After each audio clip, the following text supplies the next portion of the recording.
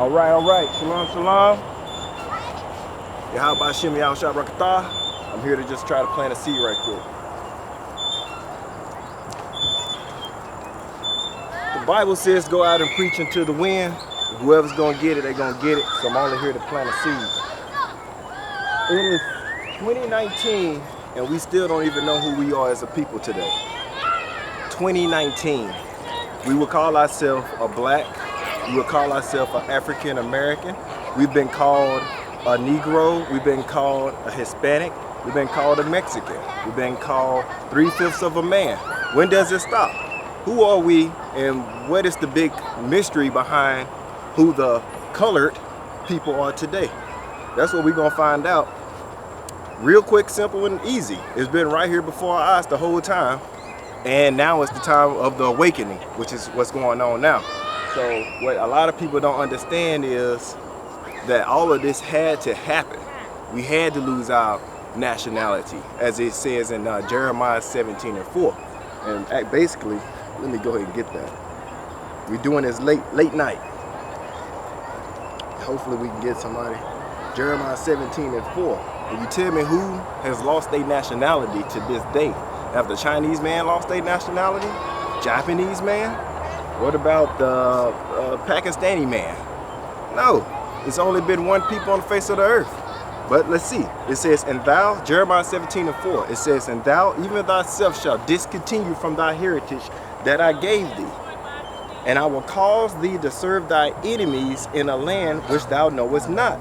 For you have kindled a fire in my anger. So who has lost their identity, their nationality, their culture? They don't even know anything before a point. And then they turn around and they serving their enemies in a land they don't even know. But how will they serve their people? How will they get to this land? The Bible tells you how these same people, and I know it's not the Japanese people, but it says they're going to lose their stuff and they're going to serve another people in a land they don't know not, right?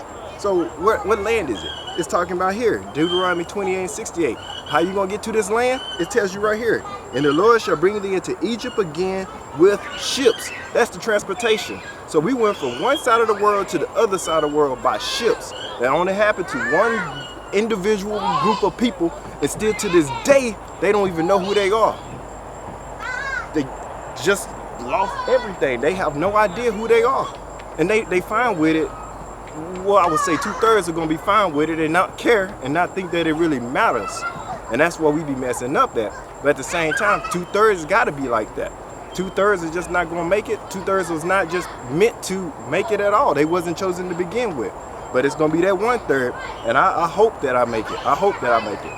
But it says, you're gonna go into slavery by ship, or Egypt again with ships. By the way where I spake unto thee, thou shalt see it no more again. So these same people went into slavery by ship, and they still ain't seen their homeland to this day. They done lost their identity, they lost their culture, and it sure ain't the white man, it ain't the Pakistan man, it ain't the East Indian man, it ain't the Samoan people, it ain't the Hawaiians. You know what I'm saying? It's only a group of people, and they happen to be the best people that's best at anything they do, even wickedness.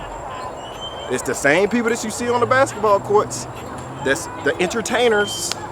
But it keeps going. It says, you ain't gonna see your homeland again, or thou shalt see it no more again. And there, when you got off them ships, because we went to somewhere from one side of the earth to the other side of the earth, these same people, it says, and there, when they got off them ships, it said, ye shall be sold into your enemies. The same people for bond men and bond women, and no man shall buy you. Who is this talking about? That's only 2 scriptures, real quick, fast, in a hurry. You know what I'm saying? And here's another thing. Jesus was a Jew, right? And he fled into Egypt when he was running from Herod, right? King Herod. Same thing with Moses. He grew up in the Egyptian capital, right there with the Egyptians, right? Second in command.